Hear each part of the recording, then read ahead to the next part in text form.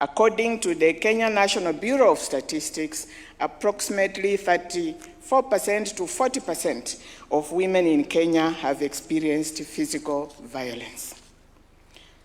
Women living with disabilities, Your Excellency, are the most vulnerable. We came across harrowing stories of these women. In Trans Nzoia, for example, Your Excellency, we came across women who are blind. And they have a chain of children born out of rape of people they don't know because they can't see them. And in Trans Nzoia, they know them, they call them, they are visited at night. They are visitors who come at night. So you can imagine, Your Excellency, blind women, they don't know who has molested them. They have a chain of children, and these men keep coming and doing the violations. Men and boys are also affected by GBV, though their experiences are often hidden and underreported due to stigma, social expectations of masculinity, and limited support services. We found that men may experience physical and emotional violence in public and private spaces, and psychological harm linked to rigid gender norms that discourage vulnerability or help seeking. We heard of their experiences of going to the police to report a violation, and they are told, you are embarrassing the men. Please go back home. But they are suffering.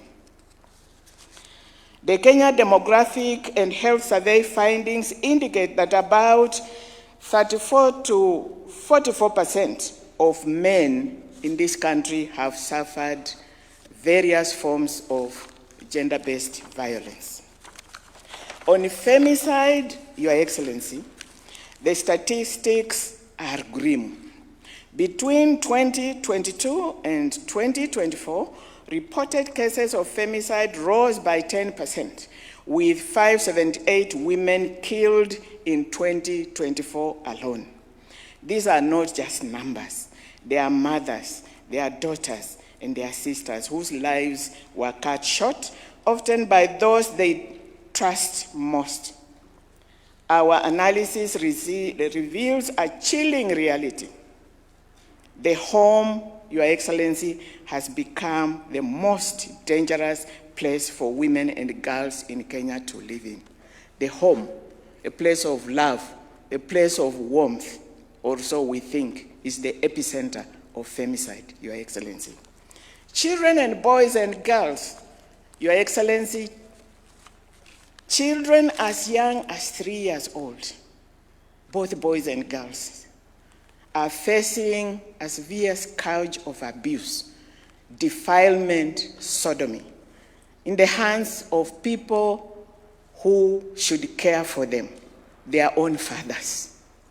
We came across some of the most horrific examples of what our children are going through.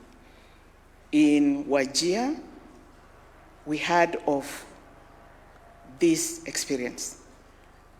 A child, a girl aged 4 years, Your Excellency, defiled and damaged so badly and left by the roadside with her intestines hanging out of her body. And that is the experience of many of the children we are seeing. And the most unfortunate thing, Your Excellency, is that defilement and abuse of children, who are the most vulnerable and the most defenseless of humanity, is shrouded in silence. Not a mother can defend them. Not a father can defend them, because we are protecting the so-called family honor. Those are our children. We have witnessed the emergence of extreme brutality. We are seeing patterns of violence marked by dismemberment and torture. Acts designed not just to kill, but to dehumanize. That is what our daughters, our mothers are going through. Like death is not enough. You kill them and dehumanize that body. It is horror stories out there. Now, what are the systemic failures and gaps that we found? Your Excellency, we identified critical gaps that fuel impunity. We found siloed and uncoordinated efforts, both by government and non-governmental organizations towards combating GBV, including femicide. This has resulted in lack of focus in activities and accountability of resources from both government and development partners. We found insufficient resource allocation targeting combating of GBV, including femicide, at both national and county levels. And this hinders survivors' access to legal, medical, and psychosocial support. Institutions of justice, Your Excellency, such as the judiciary, the police, the DCI, the ODPP, etc., remain too underfunded to effectively respond to GBV and femicide violations. We found that currently our laws treat targeted killing of women merely as murder. There is no distinct offense of femicide in our laws, in the Penal Code. Yet femicide is not just a killing. It is a killing of a woman because she's a woman, often rooted in intimate partner violence, misogyny, and control, harmful cultural practices, systemic gender inequality. And therefore, treating it as an ordinary murder case erases the motive and the structural violence behind it, and prevents us from tracking the true scale of the problem and applying sentences that match the gravity of that hate crime. Your Excellency, we've had random debate. We have the law on murder, and murder carries a mandatory sentence. Why do you want a femicide law? And we are telling them femicide is different. And if we treat it as any other homicide, then we miss out. And as I have said, Your Excellency, we miss out on the motives. And this will affect the way we investigate it, the way we prosecute it, the way we adjudicate it. And basically, that is what has been happening. Your Excellency, we found that families and communities are often the greatest barrier to justice. In many counties, clear criminal acts, including defilement and murder, are withdrawn from the justice system and settled through alternative dispute resolution mechanisms, or maslaha. This prioritizes clan harmony over the life and dignity of the victim. We also found that in some communities, harmful cultural practices such as wife beating are seen as normal. Female genital mutilation, child marriage, and sexual exploitation are deeply embedded and often not reported as a violence, but rather seen as normal cultural behavior, thus contributing to GBV, including homicide. Culture also hinders men from reporting gender-based violence, especially to the police and other law enforcement agencies.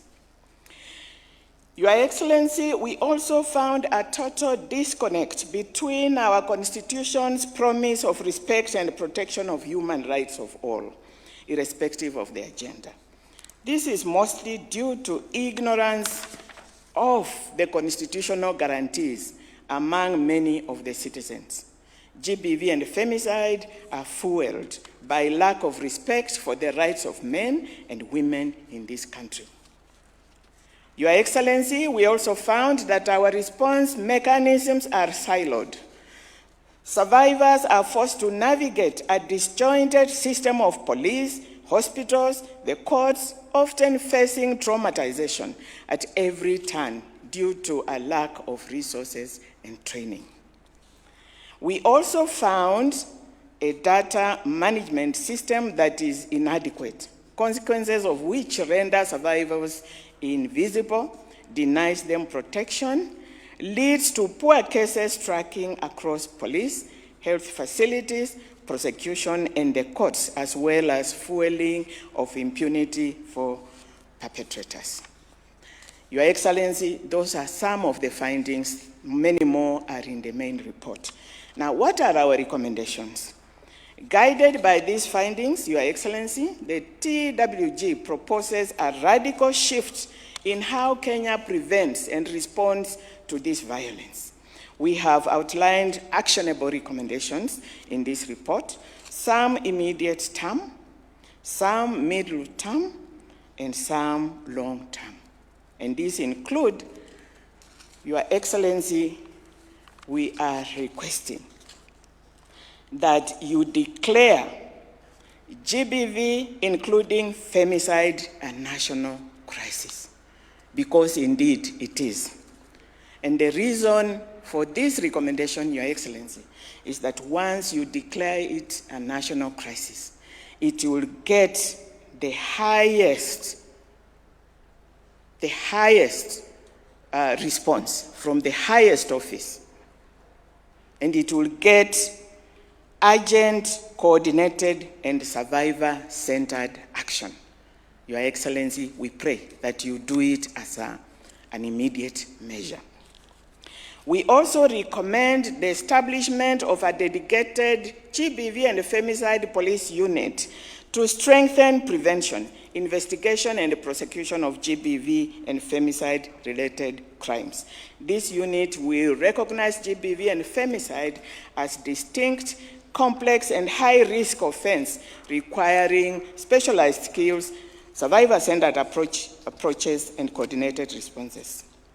We also recommend, Your Excellency, that you launch a nationwide campaign, and you, Your Excellency, as the champion of that campaign, on what constitutes GBV and femicide, urging for behavioral change through engagement of men and women and boys and community to challenge patriarchal and cultural norms, as well as promote gender equality, human rights, and the respect of all genders as part of our cultural evolution. We recommend that Your Excellency orders immediate installation of CCTV services, cameras in premises, and we have in mind the A, B, and Bs, because we found this is where most of the femicides are taking place. There is no accountability, there are no records. And so, Your Excellency, we pray that you look at that proposal. We also recommend the establishment of a dedicated, predictable, and ring-fenced financing mechanism. And that one, Your Excellency, we are recommending the establishment of the National GBV and Femicide Response Fund, which comprises the government, the private sector, and development partners. As I started off by saying, Your Excellency, we spend money out there without coordination. Donors give money. People do little things here and there. There's no coordination. Government spends money. And for the private sector, we want to tell the public that GBV and femicide is a security issue. And if they don't help us to combat GBV, they will lose out in business. So we make it our collective effort to finance this fund. It is a perpetual fund. And Your Excellency, we are asking that the government ring fences from Treasury nothing less than 15 million per annum, commencing financial year 2026-2027. And the development partners, some of them who have actually approached us and say, we have something. We put it in that fund. And what is the purpose of that fund? It will be to support survivors through emergency medical care. It will support psychosocial counseling and trauma care. It will help in legal aid, court support, and witness protection. It will provide for safe shelters, rescue centers, and temporary housing. It will help in economic integration of victims. Community education, and Your Excellency, we have requested you to launch this nationwide campaign, which is going to continue, and part of the funding will go into programs that will sustain that campaign. We want to engage men and boys in GBV prevention. Money will go there. School-based education on respect for equality and human rights, it will go there. Early warning and community protection, it will go there. Your Excellency, hope I'm not taking too much of your time, but I'm just about to finish. Now, we are also recommending the formation, the establishment of a multi-sectoral committee headed by somebody we are calling a chief coordinator who understands the philosophy and the ethos of this report, and the same to be located within the presidency. And its work shall be to undertake and oversee a cohesive and coordinated implementation of the recommendations of this report. We can't afford to lose it. It will also operationalize the GBV and Femicide Response Fund. It will also undertake fundraising activities towards the fund. I believe, Your Excellency, that this team, the great team of 43 members of us that you appointed, has great potential. They have shown dedication, they have shown skill, they have shown understanding of the scourge of GBV, including femicide. I would not be overstretching if I said, as you put up this implementation committee, you can pick from, and I can vouch for any one of them, Your Excellency. Legislative reform, we have several, but I'll pick out the most important. We recommend, Your Excellency tasks the Attorney General to initiate immediate amendment of the Penal Code to define and codify femicide as a distinct offense separate from murder or general homicide. The other law that we are recommending is the enactment of what we are calling a Citizen Obligation Act, which will require all citizens to report any cases of GBV, including domestic violence, which is hitherto treated as a private act. Your Excellency, we came across very, I don't know if they were amusing or saddening, but domestic violence is so rife. The beating, and that's where the women are dying. And yet, they can scream, and nobody turns up. In fact, we were told it is only dogs who come, which come. And then after the woman has died at the burial place, then everybody, this one, we knew it was coming. And nobody reports to the police. Now, the Citizen Obligation Act will take care of that everybody, and if you do not report a violation, you will be held as complicit in the commission of the crime. So we also recommend a mandatory national GBV response training across all sectors. And teaching of human rights and gender-based violence and gender equality across all training and school institutions, from the lowest to the highest level. As I said, we have a beautiful constitution, but everybody is ignorant about it. And killing of women, killing of men is because of lack of respect for the human rights of those persons. And yet we have a good, rich human rights instrument. We recommend a one-stop GBV recovery center in every of the 47 counties to take care of legal aid, medical care, psychological support, shelter services, etc. Data system, we recommend the creation of a national GBV and a femicide observatory.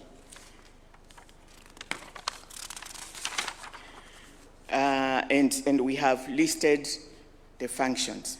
Data collection is a problem here. In conclusion, Your Excellency, and thank you so much for inviting us and giving us this opportunity, we are saying that normalization of this violence is a direct threat to our constitutional promise of the right to life and human dignity. It is a threat to our economy. And Your Excellency, statistics from the National Commission on Gender and Equality show that this country loses nothing less than 46 billion Kenya shillings per annum because of GBV. That is a huge dent in our economy, which if we injected in our economy, the dream of Singapore could be real. Thank you very much.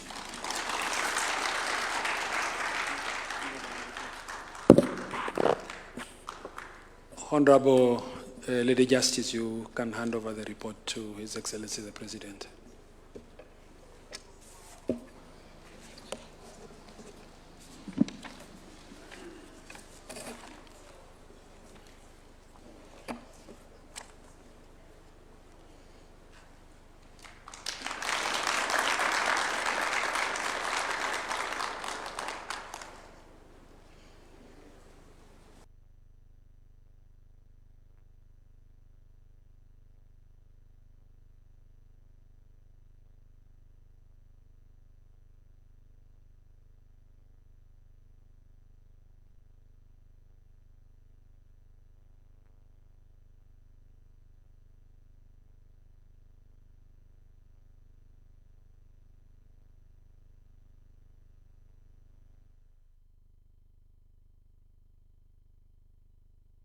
Cabinet secretaries and principal secretaries present, the members of the technical working group, distinguished guests, ladies and gentlemen, it is also my pleasure to join you today as we receive this report.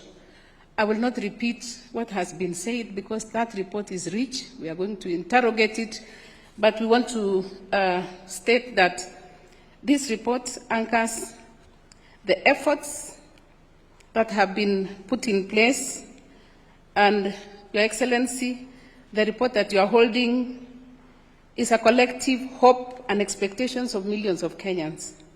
The Ministry of Gender, Culture and Children's Services is dedicated to coordinating the implementation of this recommendation in partnership with all state actors and non-state actors. The work of this task force marks not the end, but the beginning of a renewed, resourced and relentless national effort to realize a Kenya where every citizen is safe and has dignity. I thank you, Your Excellency, for your steadfast leadership and your unwavering commitment to the empowerment and the protection of the people of Kenya. I'd just like to make a small correction from what the chair said. 15 billion is not enough. I think she meant 50 billion. So I think billion. Yes, because 15 million per year is not enough. It is then, how much was it? Billion, yes, not million. Yes, she meant 15 billion, not 15 million. So that is the kind of a budget we are looking at, but not only the budget, but we also, the campaign that she spoke about, where we go to every function, whether it is church, whether it is a school, whether it is any function, we will be speaking about it because we need our country to be safe. We need our women and girls to be free. We need our boys and girls to enjoy the leadership of His Excellency the President. I want to agree with you, Chair, that the only way to Singapore is to support the work the President is doing through the building of affordable housing, the markets, but we will not enjoy working in those places unless we do away with GBV and femicide. So I will not add much. Allow me at this particular time just to ask that we all be upstanding to welcome His Excellency the President to speak to us. Welcome, Your Excellency.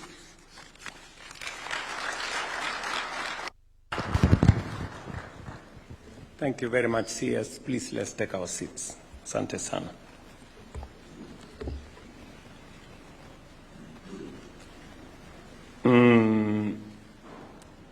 We did get a very robust report from the chair of the Technical Working Group on Gender-Based Violence. Therefore, I will be brief in my remarks because I think she has outlined for us what needs to be done, and we are better off getting started on what needs to be done. But allow me to thank the chairperson of the Working Committee, Dr. Nancy Barasa, and all members of the task force for their thorough and far-reaching work. I commend you for engaging Kenyans across the 47 counties, listening to survivors, listening to experts, communities, and institutions, and for confronting this painful national challenge with courage and depth. Listening to the recommendations that you have made, I am persuaded that you have identified the critical areas that if we address, we should be able to move the needle on this challenge. This report is more than a technical document. It is a reflection of voices, fears, and hopes of Kenyan people, especially survivors of gender-based violence. I have received and taken note of the contents of this report and its wide-ranging findings and recommendations on gender-based violence and femicide. The report lays bare the scale, complexity, and evolving nature of GBV in our country, affecting women, men, girls, and boys, with women and girls bearing a disproportionate burden. The findings on femicide, domestic violence, harmful cultural practices, and technology-facilitated abuse are deeply troubling and demand collective national reflection and action. I note key proposals in the report, including the call to treat GBV, including femicide, as a national crisis, requiring urgent and coordinated action. Recommendations for strengthened prevention, investigation, and prosecution, including specialized capacity within our law enforcement agencies. Proposals for legislative and policy reforms, including improved legal definitions, survivor protection, and accountability mechanisms.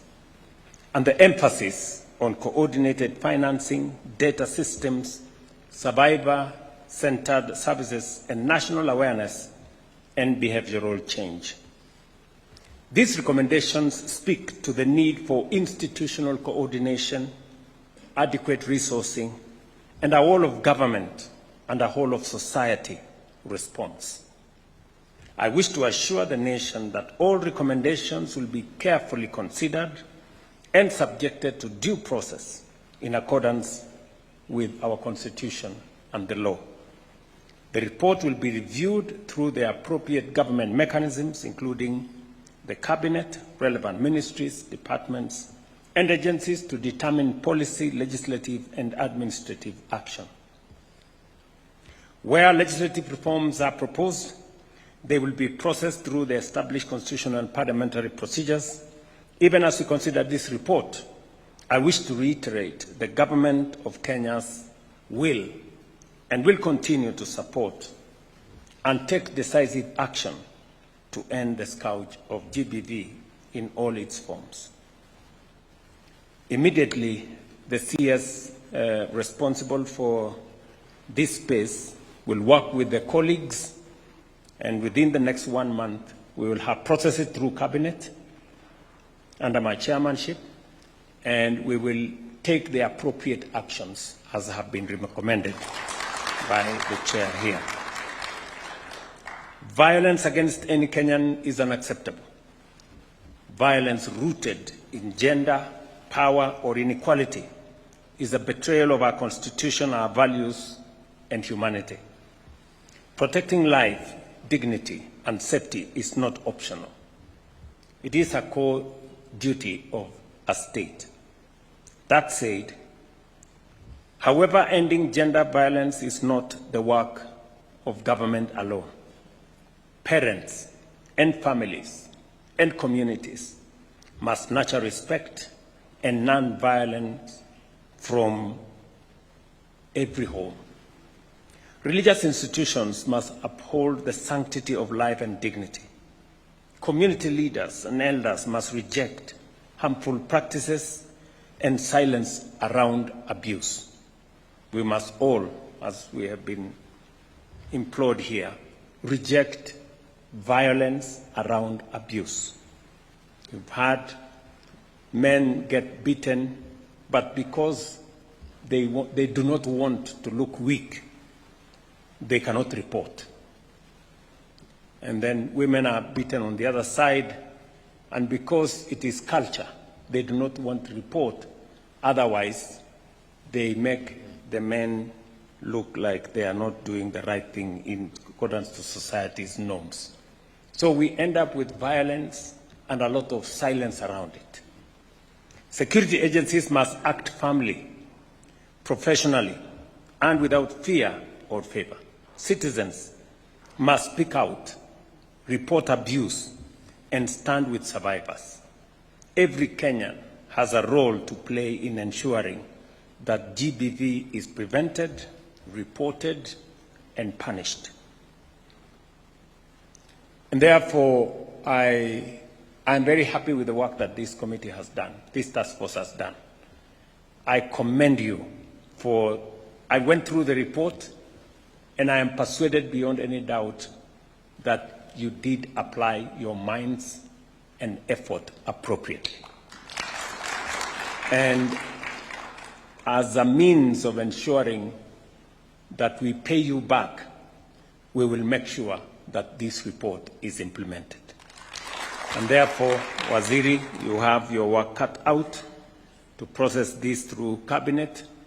And if we need the services, the support, the input of any one of the members here, please allow us to reach out to you so that together we can see this report implemented. Let this report mark not an end, but a turning point, from silence to action, from impunity to accountability, and from fear to safety. Together, as a nation, we must ensure that no Kenyan lives in fear because of their gender. I thank you. My congratulations to all the members here, and you have brought out what was expected of this committee, and therefore we will roll the rest of government into action to make sure that we protect our families, we protect our children, we protect women, girls, boys, and everybody. Thank you very much. I know we were supposed to start this meeting earlier, but the earlier meeting that was here took longer, and I have another meeting that has just started. I have a virtual meeting with another 7 heads of state. You will allow me to cut short here and to wish you the very best. Asanteni sana.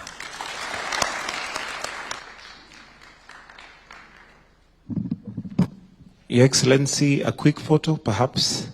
A very quick photo. Let's take our seats. TWG. The TWG.